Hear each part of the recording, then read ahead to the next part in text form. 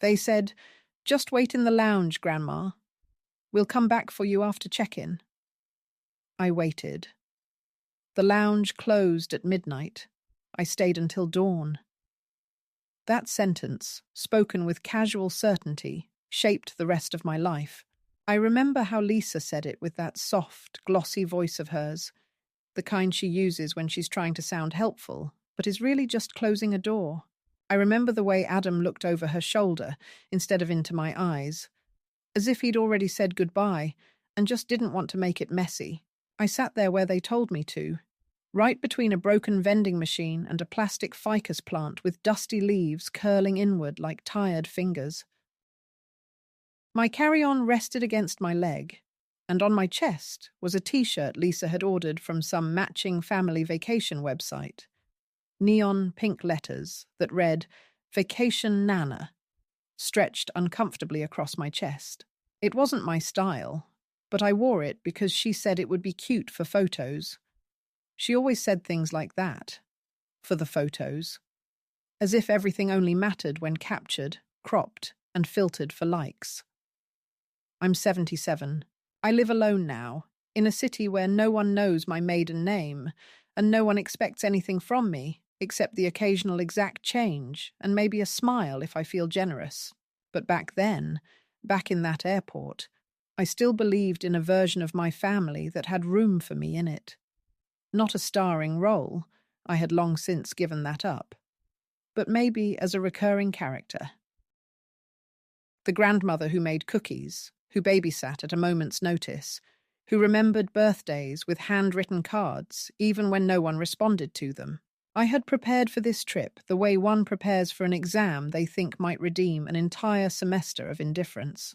3 days before departure, I laid out every outfit on the bed, pairing blouses with slacks, checking for stains, making sure zippers worked, folding and refolding until each item felt intentional. I packed snacks in individual bags, almonds, crackers, 2 hard-boiled eggs wrapped in paper towels. Because I knew airport food upset my stomach. When Lisa saw the food, she rolled her eyes and whispered something to Adam, who didn't respond.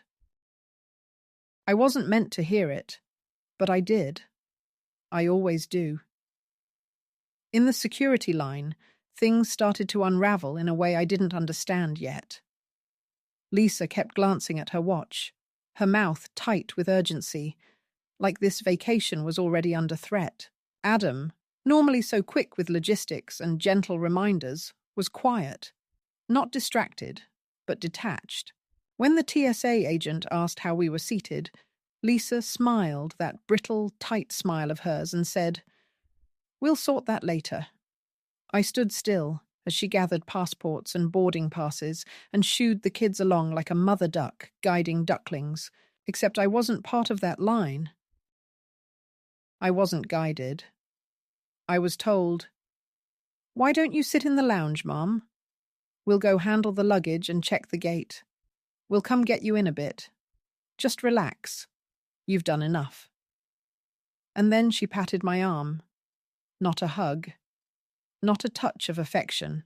Just a flat, brief pat, like you'd give a dog that's in the way. I sat where they told me. I watched them walk away into the crowd. I waited. I watched the gate agents cycle through shifts, the lighting in the terminal shift from harsh midday glare to a soft blue evening dim, and still no one came. I tried not to think the worst.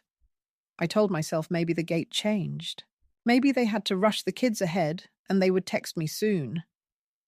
I checked my phone. No messages. At first, I walked slowly near the windows, keeping their silhouettes in my mind's eye. After an hour, I asked a clerk to page Adam. She tried, politely, but there was no response. By the 3rd hour, I realized no one was coming back. That realization didn't crash into me. It seeped in like water under a door. Cold, steady, undeniable. Still, I waited. I didn't want to cause a scene. That's how I'd been raised. Don't make a fuss. Don't be dramatic. Don't embarrass anyone, especially not the men. By 5 p.m., my knees were stiff from sitting and my throat dry from the recycled air. I walked to the airline desk, gave Adam's full name, and asked, not because I believed it was true, but because I needed to hear it from someone else, if they had boarded. The young woman looked at her screen, hesitated, then met my eyes with a kind of cautious pity that I would come to recognize in the months that followed. They boarded the 1:45 flight to Honolulu, ma'am. It departed on time. I nodded. I remember nodding. I asked her to repeat it. She did. Slowly, gently, as if I might shatter. But I didn't. I walked to the restroom, locked the stall, and sat down. Not to cry, but because I couldn't quite stand anymore. I sat and listened to the muffled sounds of travellers coming and going, doors opening and closing, children whining, automatic dryers buzzing. The world spun on as if nothing had happened. And maybe, in the grand scheme of things, nothing had. A woman was left behind at an airport. That's not news. That's not tragedy. But for me, in that moment, it was the unravelling of a narrative I'd clung to for decades. The one where I was indispensable, where my love was enough, where I had a place that could not be erased. When I finally emerged, the lounge had closed. I found a bench near a shuttered juice bar and sat with my bag on my lap. I didn't call Adam. I didn't call anyone. Not because I was trying to prove a point, but because I already knew the silence on the other end would be worse than any confirmation. I thought of Derek, my late husband, who would have seen this coming. "They're using you," he once said, long before Adam met Lisa, back when Adam was still asking for rent money and swearing he'd pay it back. "You're not a person to them. You're a service." I didn't want to believe him. I wanted to believe I was a mother, a grandmother.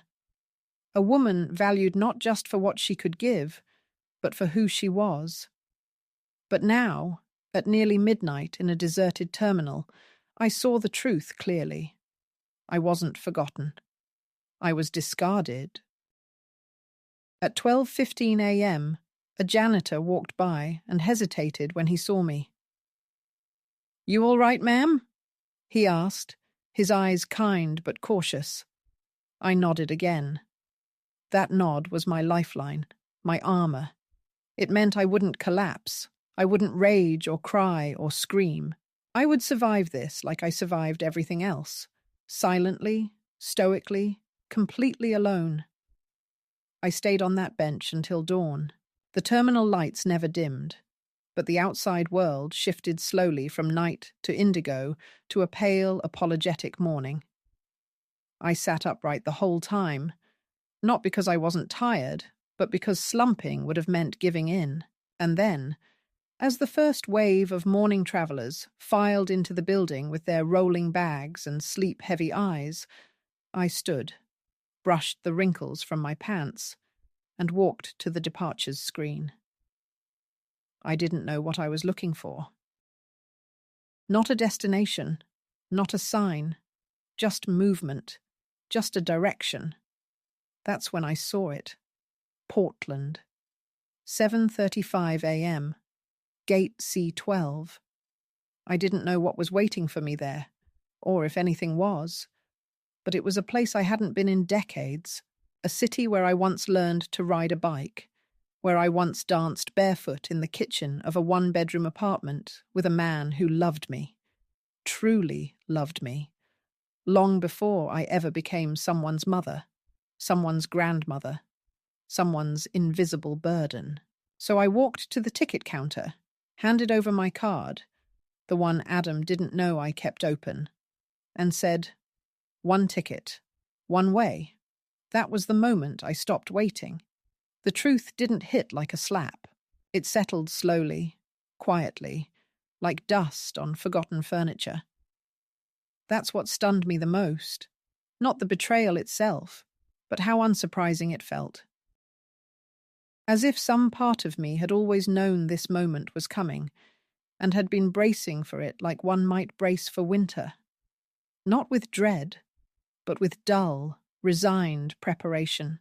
When the airline clerk confirmed that Adam and his family had boarded the flight to Honolulu without me, there was no gasp, no collapse. My heart didn't race. My hands didn't tremble.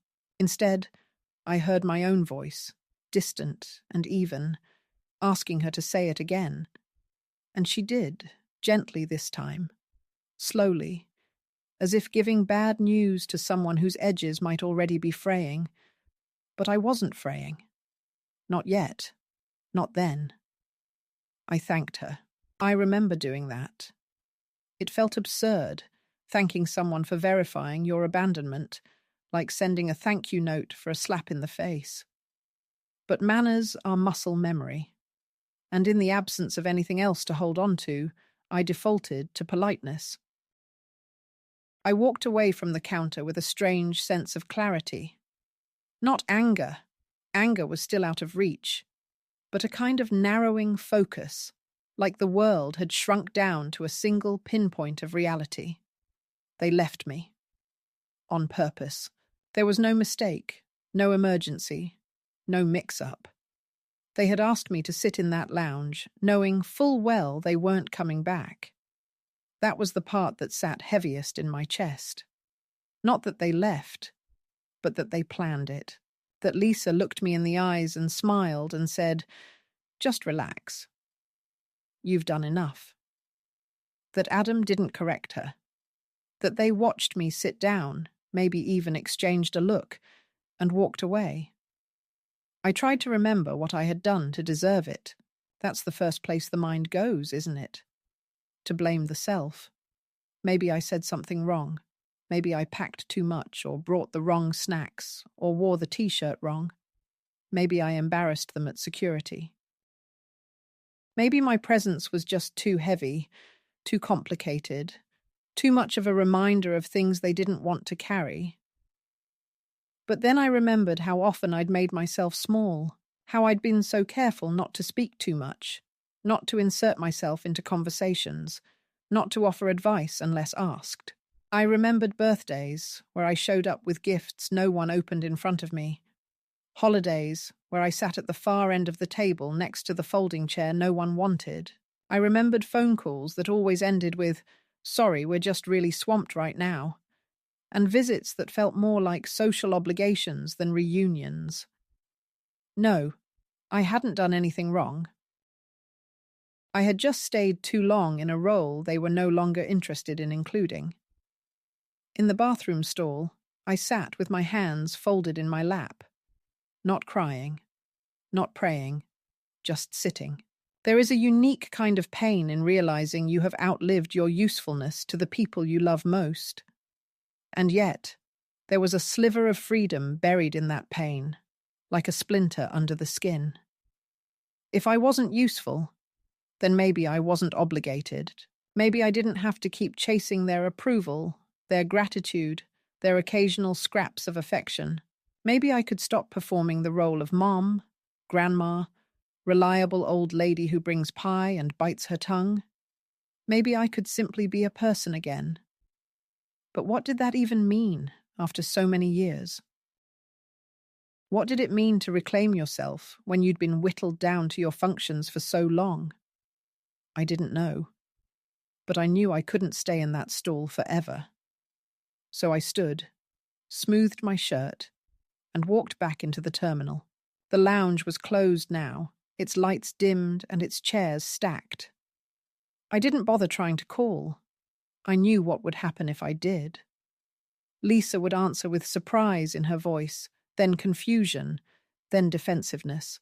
Adam would be quiet, then terse, then condescending. I'd be told it was all a misunderstanding, that they thought I was following behind, that they assumed I'd changed my mind, that they're sorry but the plane has already left. And isn't it too bad? But can't I just catch another flight and meet them there? And then I'd have to forgive them because that's what I always did. And they'd expect it, like always. And I'd hate myself for it, like always.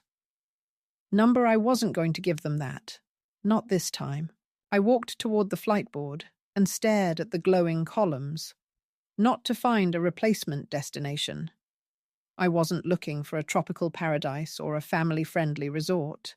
I was just looking for movement, for somewhere else, for proof that I could go somewhere by my own choice, not by invitation or expectation. That's when I saw it. Portland. 7:35 a.m. Gate C12. One way. I hadn't lived there in decades, hadn't thought of it in years. But something about that word unlocked something soft and long forgotten in me. Portland.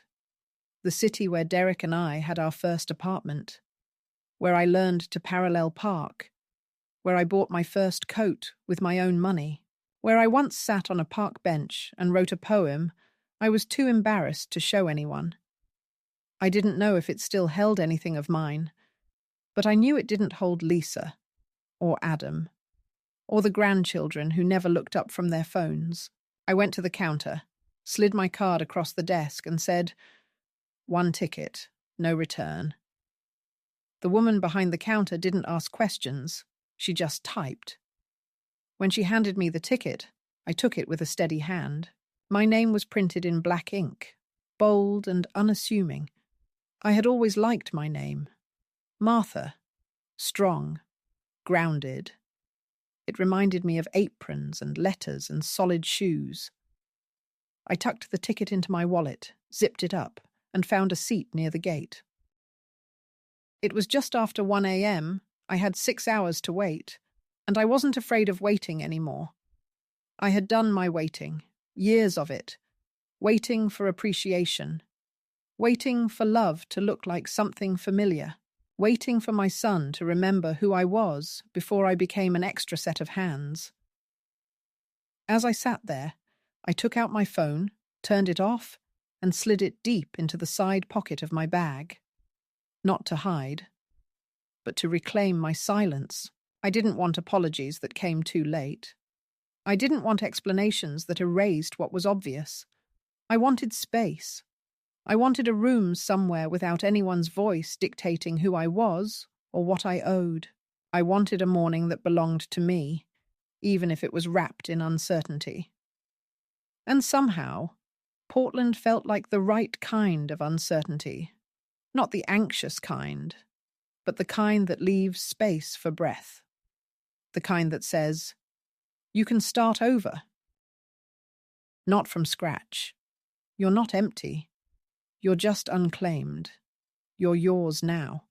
When the boarding call finally echoed through the terminal, I stood up, lifted my bag, and walked toward the gate without looking back. The woman at the door scanned my ticket and smiled faintly. "Have a safe trip," she said, and I nodded. Not because I needed safety, but because it was nice to be wished something, anything. I stepped onto the jet bridge, into the cool, manufactured air, and for the first time in a long time, I wasn't heading somewhere for someone else. I was simply going. That was enough. The flight to Portland was half empty and silent, the way early morning flights often are. People too tired to talk, too resigned to sleep. I didn't speak to anyone, didn't make eye contact, didn't remove my coat or even loosen the seatbelt after takeoff. I kept my hands folded neatly in my lap and stared out the window as the city lights faded beneath us. There was no sunrise, just a gradual lightening of the sky, as if the world itself was stretching awake but not ready to speak yet. I felt the same. I wasn't running. I wasn't mourning. I was simply shifting. Something inside me had tilted, and though I couldn't name it yet, I knew it was irreversible. The silence on that plane felt like shelter. For the first time in years, I didn't have to make conversation or perform warmth. I could just exist, and no one seemed to notice or mind. When we landed, the Portland airport felt smaller than I remembered, older, less ambitious. Or maybe I had been inflated for too long, stretched by obligations and expectations, until even the most ordinary things felt fragile. The air was cool and wet, not rainy, but freshly emptied of it, and I breathed it in like it was medicine. I had no plan. I had no hotel reservation, no address scribbled on a card, no friend waiting by the curb with a wave and a coat too thin for the season. I walked past the arrivals area slowly, like someone waiting for a memory to tap them on the shoulder. But none came. I found a bench outside the terminal, sat down, and opened my wallet. $76 in cash, 2 credit cards, 1 bank card, 1 folded slip of paper with an address I hadn't used in over 50 years. 1849 Quinn Street. My first apartment with Derek. A place so small we had to store our winter coats in the oven because the closet was full of books and bad decisions. I smiled faintly just thinking of it. I hadn't planned to come back to Portland. I hadn't planned anything. But that address had found its way into my travel wallet days before the flight. Some part of me had already decided. I called a cab, not to Quinn Street, but to a small roadside motel I found on my phone while sitting on that bench. It wasn't elegant. The front desk smelled like powdered coffee and vinegar cleaner, and the man behind the counter had eyes that had long stopped looking for anything but payment. I paid cash, took the key, and climbed the stairs to room 207, where the bed was stiff and the carpet smelled faintly of cigarettes and regret. But it was mine. For the night. I didn't unpack. I didn't shower. I didn't even turn on the light.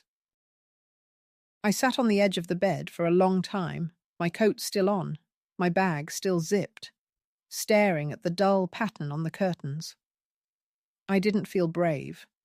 I didn't feel triumphant. I just felt still. And stillness, I realized, was rare.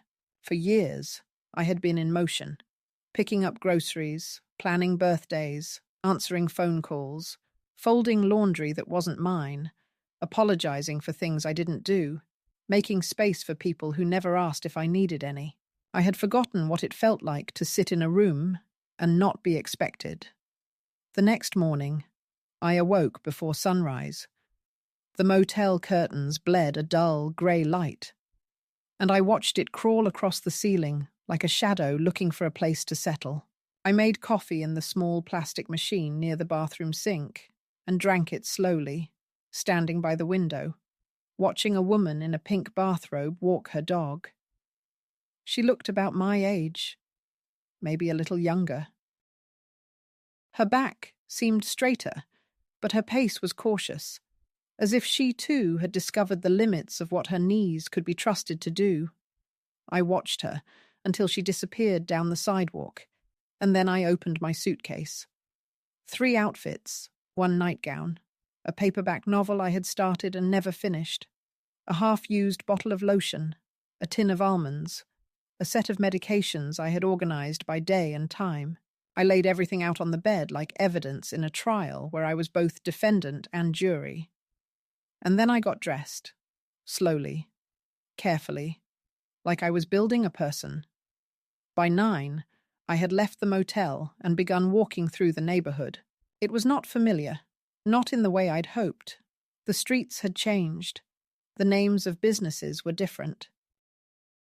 But the rhythm of it, the smell of wet concrete and fir trees, the way early sunlight filtered through tired storefront awnings, that felt known. I walked until my hip began to mutter its complaints, and found a corner bakery with a sign that said, "Coffee and kindness served daily." Inside, the air smelled like cinnamon and old flour. A woman behind the counter gave me a warm, absent smile, the kind you give to someone who looks like they need a reason to stay. I bought a scone, paid in exact change, and sat near the window. I wasn't in a hurry. I didn't have anywhere to be, and the emptiness of that statement struck me not as loneliness, but as liberty. My time, for the first time in years, was mine. By the door, a corkboard caught my eye.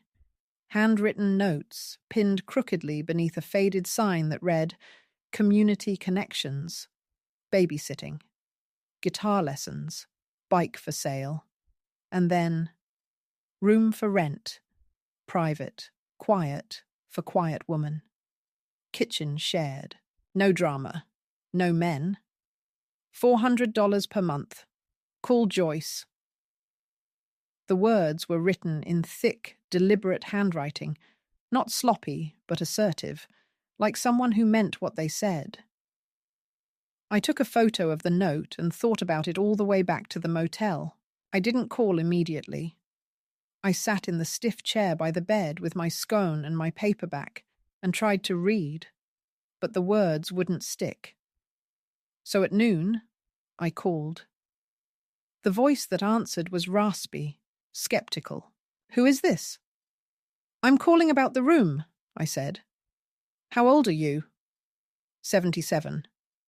You clean? Yes. No boyfriends, right? I laughed. Not in a very long time. There was a pause. Come by at 4, 2185 East Stafford. Bring cash for the week. Then she hung up. At 4 sharp, I stood in front of a faded blue house with peeling paint and a wind chime that sounded like someone tapping spoons together. Joyce opened the door with a cigarette in one hand and a cat curled around her ankles. You the old lady? She asked. I suppose I am, I said. She stepped aside. Come in then. Let's see if we can tolerate each other. The house smelled like lavender and onions, not an obvious combination, but not unpleasant either. The walls were lined with books, some stacked, some shelved. The furniture looked older than I was, but well used, like it had heard stories and wasn't in a hurry for new ones. She led me upstairs. The room was small, a twin bed, a dresser, a wide window that caught the last of the afternoon light. There was dust on the windowsill and a chip in the paint near the doorframe, but it felt honest. It's fine, I said. You can stay tonight if you've got the rent. I handed her 5 20s from the envelope I had kept hidden in the lining of my coat. She folded the bills without counting. You hungry? She asked. I could eat. Joyce made grilled cheese sandwiches and tomato soup from a can. We ate at the kitchen table under a ceiling fan that buzzed like it had opinions. She didn't ask questions, just said, I hate eating alone. And I understood that more than she knew. That night, I slept in the small bed, fully clothed, the blanket rough against my arms. But I slept deeply, dreamlessly. The kind of sleep that comes not from peace, but from exhaustion, finally having space to settle. In the morning, I made coffee before she woke. I sat by the window in the little chair and watched a bird hop across the lawn. My phone was still off. No one had called. No one had texted. And for once, that wasn't an ache. It was a clean silence.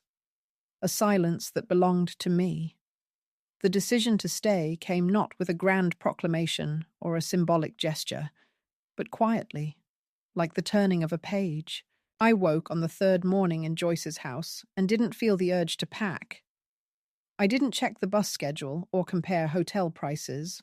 Instead, I took my coffee with 2 sugars, stepped out into the damp morning air, and walked to the corner cafe with the faded chalkboard sign that read, Help Wanted, Mornings. I hadn't worked in over a decade, not since Derek passed, and Adam insisted I take it easy. You've earned rest, Mom, he'd said, as if rest were a reward and not a slow unravelling of purpose. But I remembered how to work, not in some abstract resume-padding way, but in the real, daily sense. Coffee brewed strong, plates cleared swiftly, conversations handled with quiet tact. I'd run a household, raised a child, hosted PTA fundraisers, balanced checkbooks in the dark at a kitchen table after everyone had gone to bed. That's work, and I wasn't afraid of it. The cafe was small, 3 booths, a counter, and a few bar stools with cracked vinyl cushions. A young woman stood behind the counter, wiping it down with slow, deliberate circles. Her apron was stained with coffee and something red, maybe jam, maybe anger. I asked if they were still hiring. She blinked at me like I was a math problem she hadn't been expecting, then called to the back. A heavier woman in her 40s emerged, hair pulled into a fraying bun, name tag askew on her shirt. "You have experience?" she asked. "I've raised a son, cooked 3 meals a day for 30 years, and survived 2 church bake sales, and 1 Thanksgiving with 40 people, and 1 oven. I know how to carry a tray, and I don't call in sick." She squinted at me. "Trial shift. Tomorrow, 6 to 11. Show up early, no perfume, no stories, just work." I said yes without hesitation. That night, I ironed the only blouse I owned that still held a crease, laid out my slacks on the back of the chair, and set an alarm for 5. It felt odd and comforting, the ritual of preparation. I hadn't done anything for myself in so long, not without it being filtered through someone else's need. But this was mine, my decision, my job, my hours, my alarm clock. The shift was grueling. My feet began to ache before 7, my lower back protested every time I bent to refill coffee, and I couldn't find the rhythm between the register and the pastry case for a solid 2 hours. But my hands remembered things my body had forgotten. How to balance a plate without looking, how to wipe down a counter in wide, efficient arcs, how to soften a smile just enough to be warm but not inviting questions. The regulars didn't flinch when they saw me. They took their coffee and nodded. One of them even left a $5 tip and said, "Glad someone still knows what decaf means."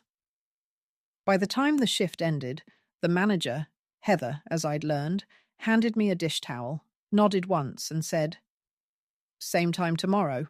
Don't be late."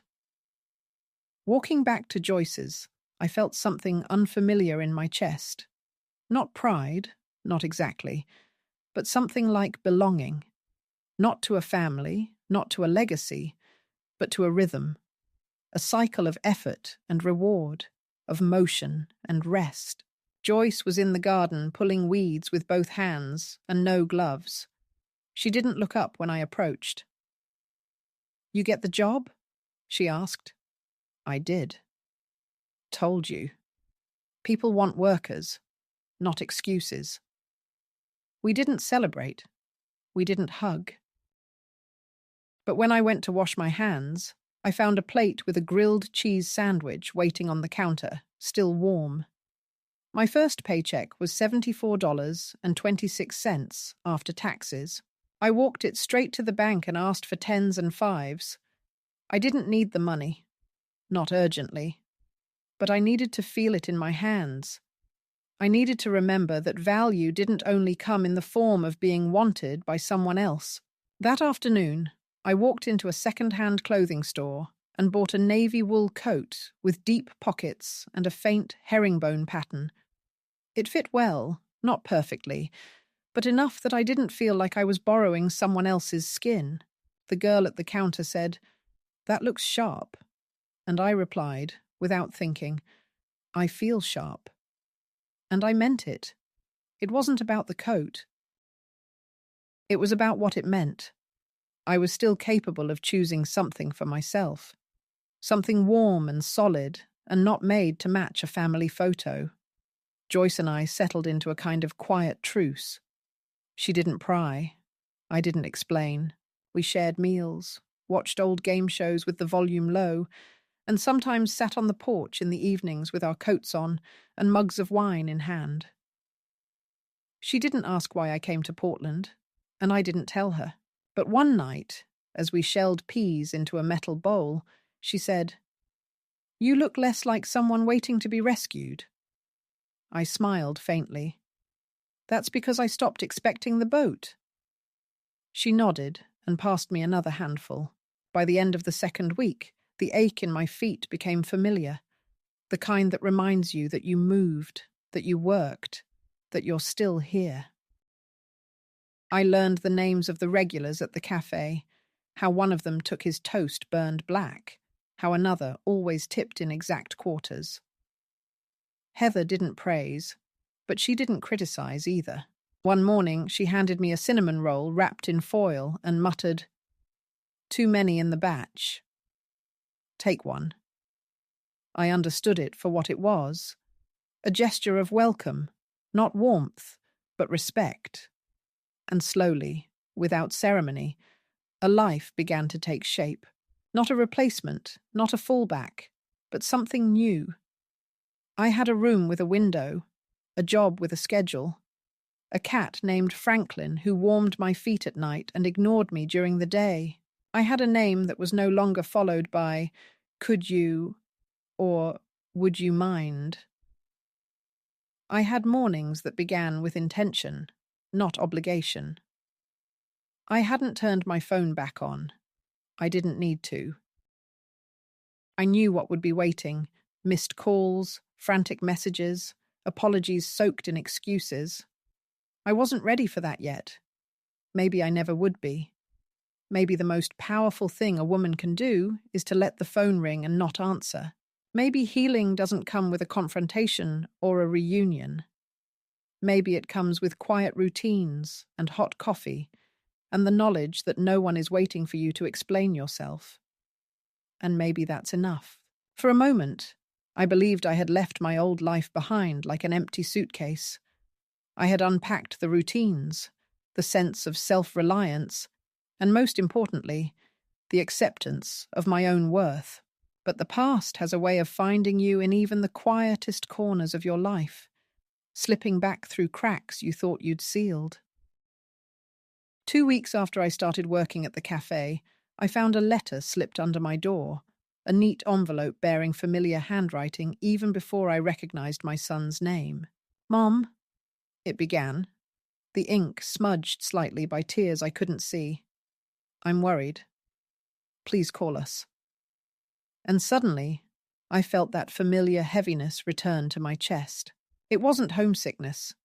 It was the sensation of being pulled upward by threads I'd tried to cut, tugging me back into a place where my worth was always measured by my presence, my compliance, my endless accommodating.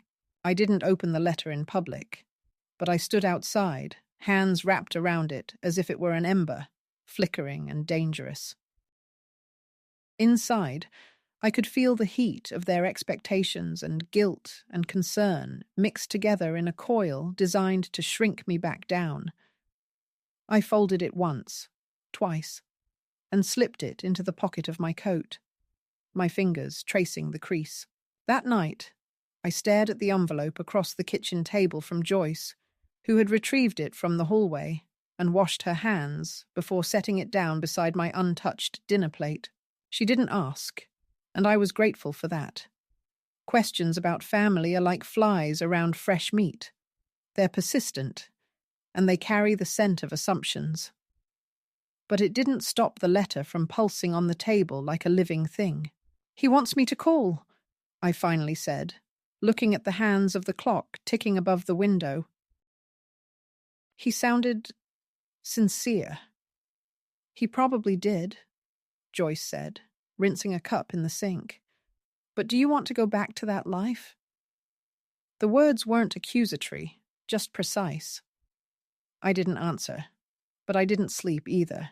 At work the next morning, I moved with more deliberation than usual, noticing how early sunlight caught dust motes in the counter display, how the coffee machine hissed when it changed temperature, how the tip jar remained empty for the first 30 minutes. All of it grounded me in a world that felt earned, not demanded. But under that recognition was a tremor, the tremor of being torn between two lives, neither one fully mine anymore. I carried the letter all that day, trying to decide whether to let it rest further into my life or seal it away for good. I didn't mention it to Heather, though I nearly did when she slid a plate of blueberry muffins in front of me and said, "They're from someone. Breakfast on the house." I nodded and forced it down, the sweetness catching in my throat. Gratitude came, but guilt followed close behind. That evening, as I walked home in the early dusk, a text lit up the phone in my bag. I had turned it on the night before, decided I would check it just once. "Mom? Please. We're all worried sick. You disappeared." It was from Adam, not Lisa, which meant even his reaching out felt filtered. I didn't respond immediately.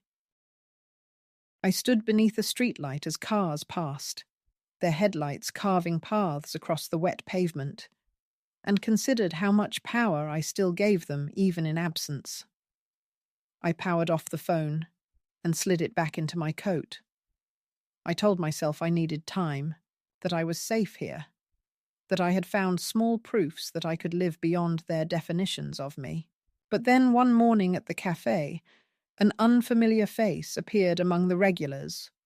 A sharply dressed man I didn't know, not a customer, but someone who carried a small folder, someone who looked around with a purpose, when Heather introduced him as Mr. Fields. I watched him hand over a page of paper that listed my name and address, and some legal jargon about guardianship and well-being. He spoke of concern, of family welfare, of contacting the next of kin.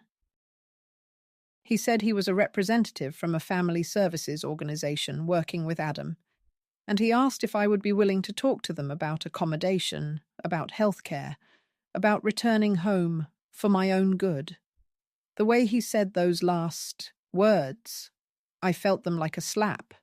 My own needs extinguished, repurposed as concerns by people who would only let me exist on their terms. I thanked him politely and said I would think about it. When he left, Heather didn't ask questions, but I saw her leaning against the counter later, door half closed, silent for a long moment. I could tell she was wondering whether accepting their offer meant abandoning everything I had built. I wrestled with the guilt of my own autonomy. Each day carried small trials, moments when I almost replied to a text, stepped toward the phone that might bring a plea or a promise, but then paused. I realized how deep their control had been, that even their desertion was followed by attempts to recapture me, and I wondered if escape was ever enough, or whether it would always have walls that crept back in disguised as help. I thought of Derek and his voice when he warned me about well-intentioned mercy that demands more than gratitude.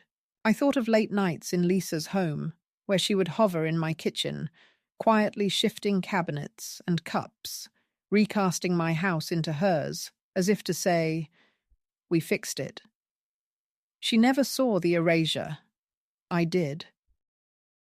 Then came the turning point of this escalation, a moment so subtle I nearly missed it.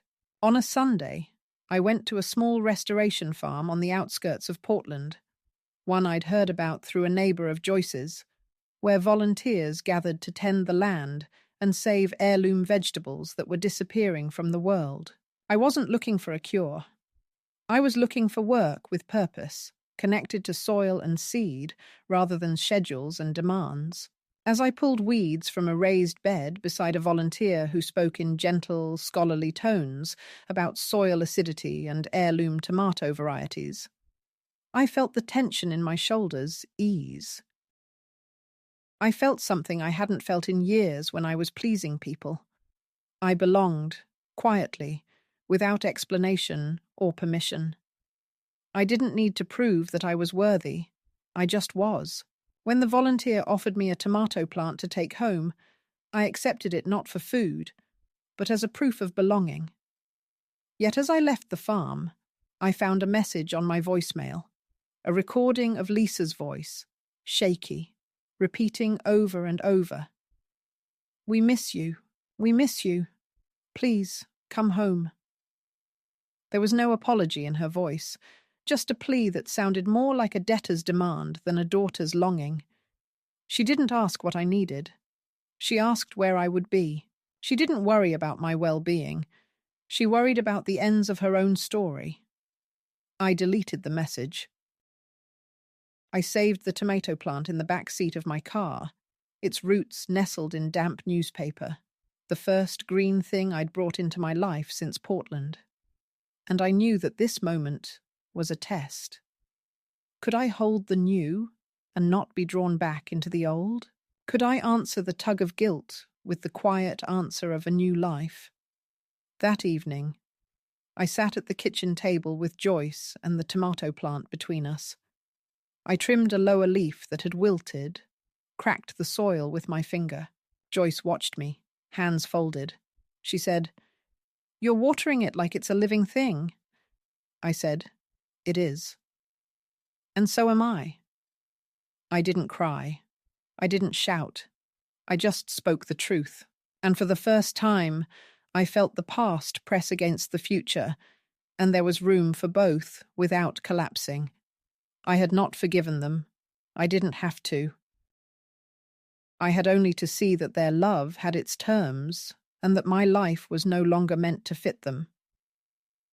As the roots took hold in that small pot, I felt my own roots pressing down, spreading wider than guilt or memory. I felt the expansion, and I understood that the healing I sought would come in this soil, in this day, in this moment, rather than in any apology or return. The letter I wrote wasn't long, but every word weighed something.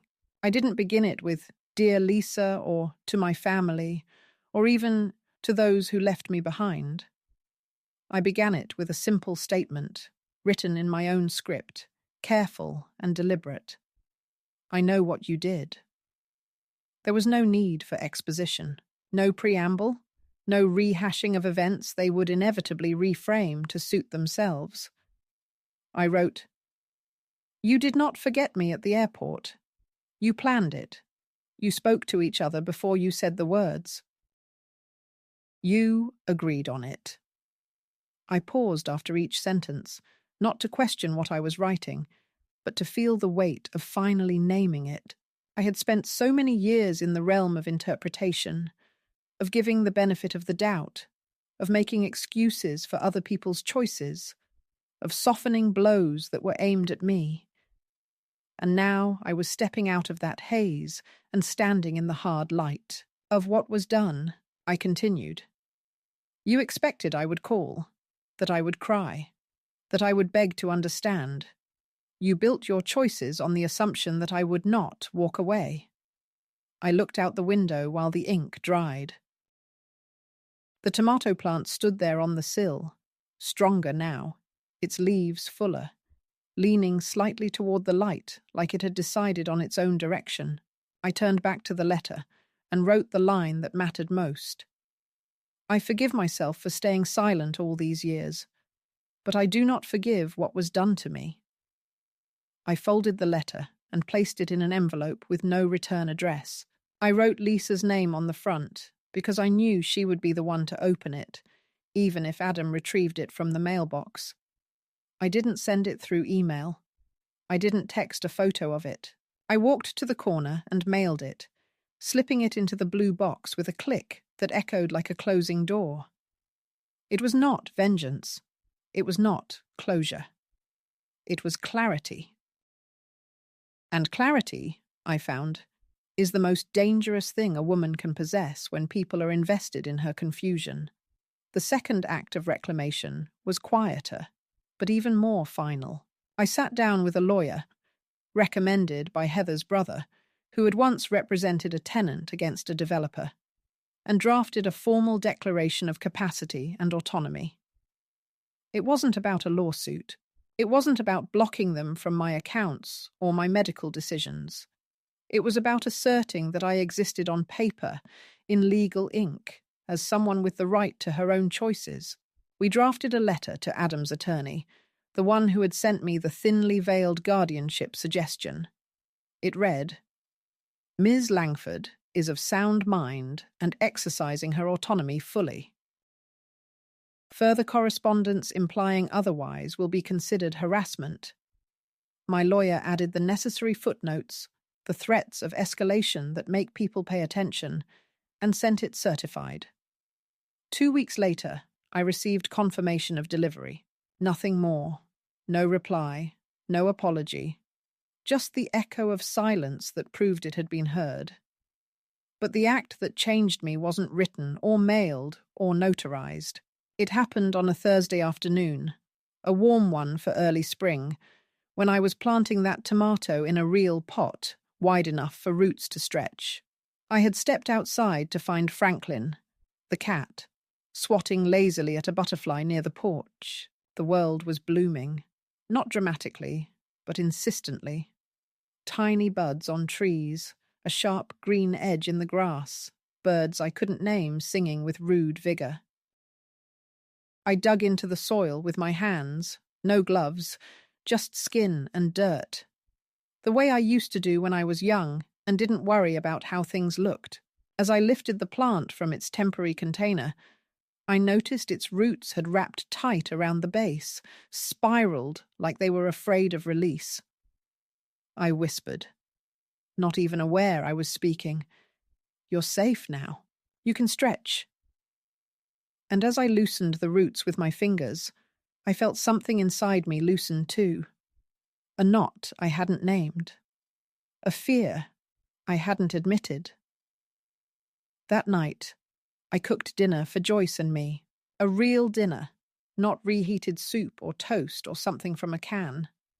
I made chicken with rosemary, roasted potatoes, and a side of carrots sautéed in butter and thyme. I set the table with napkins, real ones, not paper towels, and lit a candle even though it was still light outside. Joyce raised an eyebrow when she saw it, but said nothing. We ate in companionable silence until she asked, "Something special?" I shook my head. "Just wanted to cook." "That's so?" she said, and then, "Well, it's good. You should want things more often."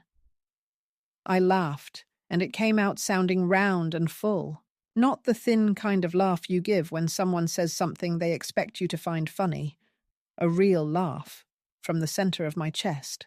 Later, I sat on the porch and watched the sky turn that specific shade of blue that only lasts 5 minutes before night takes over. I thought of Adam as a boy, small and feverish, clinging to me when he had night terrors, whispering, "Don't leave." I thought of how I had held him through storms, through heartbreaks, through panic attacks he never spoke of to anyone but me. I thought of how Lisa once told me, "You make him soft," as if that were a flaw to be corrected. And I knew then that their betrayal hadn't started at the airport. It had begun long before. In every moment they asked me to shrink, to yield, to be useful, but not present. I had agreed, little by little, without seeing it until it became unbearable. So I reclaimed myself not with a scream, but with a whisper. Not with fury, but with formality. Not with vengeance, but with roots in new soil. That was the day I chose not to be invisible anymore. Not to them, not to myself.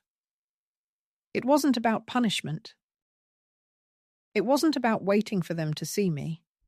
It was about seeing myself and staying visible, even if only in a small corner of the world where I grew tomatoes, served coffee, and watched the sunset from a porch that didn't belong to anyone but me.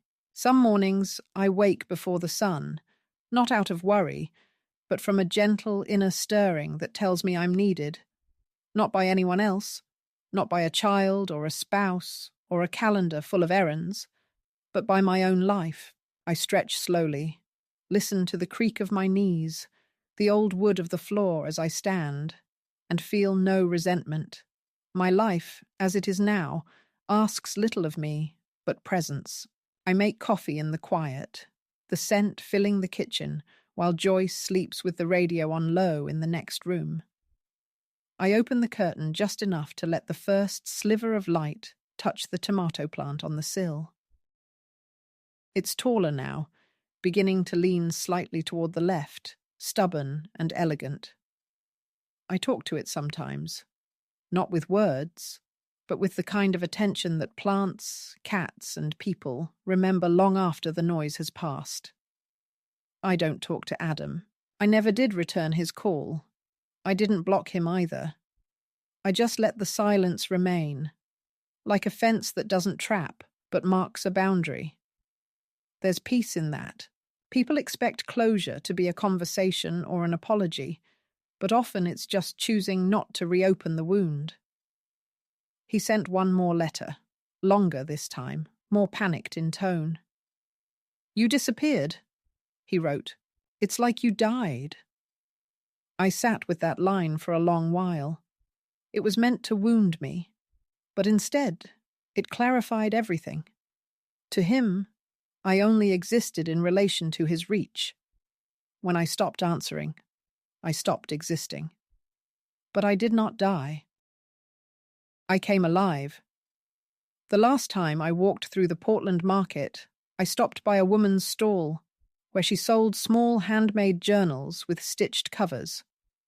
One had a red thread winding up the spine, uneven but strong. I bought it without knowing why, and it now sits beside my bed, filled with small notes. Nothing dramatic, just fragments. Today I wore the blue scarf and didn't feel old.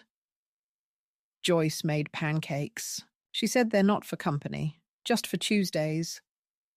I laughed out loud at a bird who seemed to be arguing with a squirrel. They're not memories, they're evidence. Evidence that I am still here, still observing, still claiming space in a world that nearly convinced me I was extra. On Sundays, I walk past a church with open doors and music spilling out onto the sidewalk. I never go in. I don't need sanctuaries made of stone anymore. My sanctuaries are here. A worn chair by the window, a warm mug in my hand. A house where no one apologizes for silence.